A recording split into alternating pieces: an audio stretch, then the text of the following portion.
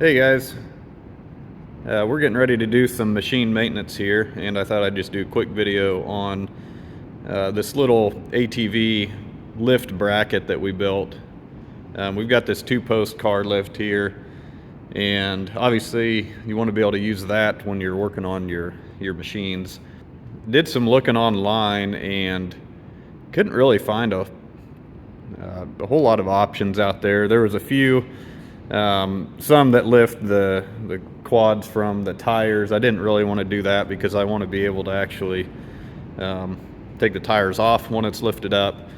And then there were some others that were basically went on one of the arms of the lift. And I just wasn't a huge fan of that either. I'd just rather keep everything balanced. So this is what we came up with. Pretty basic, simple design. The first time I went to try to lift this, we've got 3 quads. All 3 of them are Polaris Sportsman 570s. And I tried to lift it just using the 4 arms of the lift. And it was not stable whatsoever. Just the way these quads are designed, there's just not a lot of flat area to lift on. Okay, the first thing that we've got to do here is the way we designed it. We have these round pipes here that are ultimately going to fit in these arms here. You just take these off; they pop right off. And so we've got this hole here that pipe's going to go into. We also decided to put our square tubing that mounts our frame on the top side, just so we can keep the bracket that you drive over as low as possible. So I'm going to go ahead and take those off, and then get our arms pulled out here, ready to go.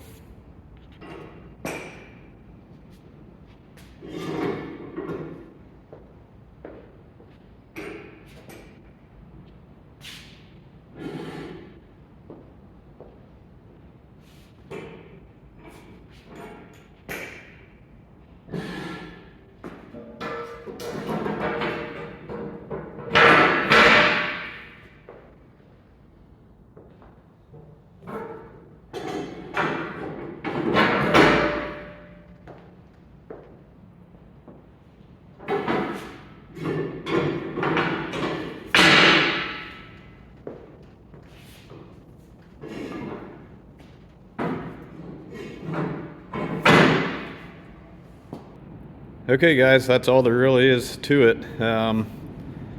You just pop those in there, and as you can see, it is off the ground, but just, I'd say maybe a ½ inch or so. It's real low profile. Makes it easy to drive right over it. So we'll go ahead and pull this machine on there.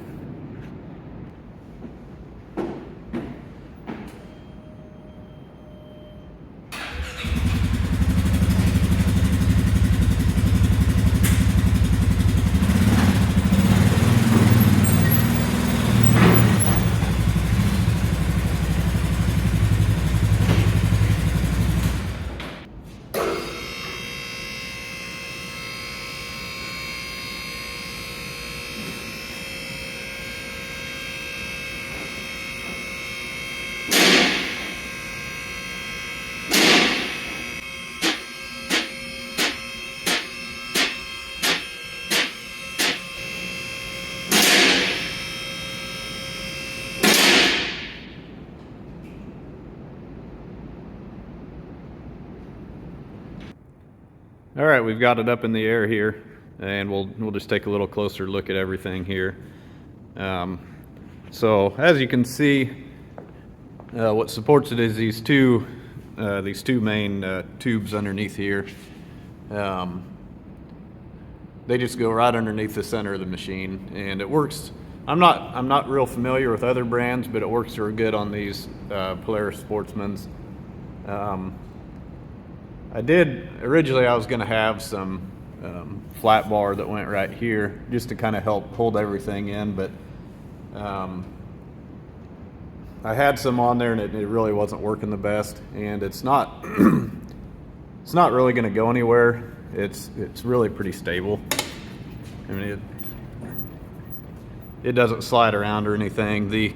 On the front here, it does touch the A-arms a little bit, but that's not going to hurt anything. As you can see here, this thing sets pretty stable on here. I can take it and rock the whole thing. It's not sliding anywhere. It really sits on there pretty good. So for this bracket, we used 2x2 square tubing. I believe it's 11 gauge, which is pretty close to 1/8 inch thick. We will end up putting some handles somewhere on here, probably right in one here and then one here, and then on the other end as well, just so it's easier to move around. We'll get that done at some point. My oldest son did all the welding on this. He's probably going to take it to the 4-H fair, so we'll get the handles on, and he'll get it painted black at some point.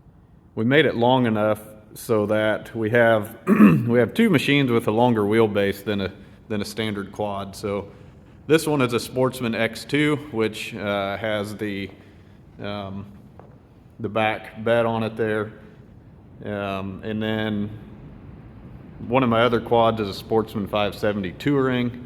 It has the same longer wheelbase as this one. I believe it's 6 inches longer than standard.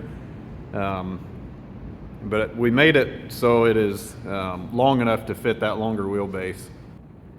So yeah, with this design, I should be able to get in here and still take the wheels off, and still have plenty of access to get in here and work on this thing with the wheels off. The only negative I can think of is it's fairly big, and so it takes up a fair amount of space, but it works pretty good just to lean it up against the wall when I'm not using it. So that's what it is. Hope this can help somebody in the future. We just put up this shop last year, and one of the things I always wanted was a 2-post car or truck lift, and so finally made it happen with this new shop, and it's awesome. If you ever are thinking about getting one, or if you have the space to put one in and you do a lot of your own work, I highly recommend getting one. They're not that expensive. This one was $3,000. It's a 10,000 pound lift. I wanted to do that in case I ever get a 3/4 ton pickup with a diesel engine. They recommend getting at least a 10,000 pound lift, not because of the overall weight of the truck, but because of the weight limit per arm. So these front arms, since the diesel motor is so heavy, these front arms need to be rated for at least 2,500 pounds each. So 2,500 pounds on each one of the front arms would get you 5,000, which should be within the rating of the front weight of that 3/4 ton diesel pickup. Well, thanks for checking out the video. Soon, I think we're going to do a few videos on just some reviews of the quads we have. Like I said, I've got 3 of the Sportsman 570s. My oldest son has a Sportsman 450. So we'll do a few short review videos on those. Thanks for watching.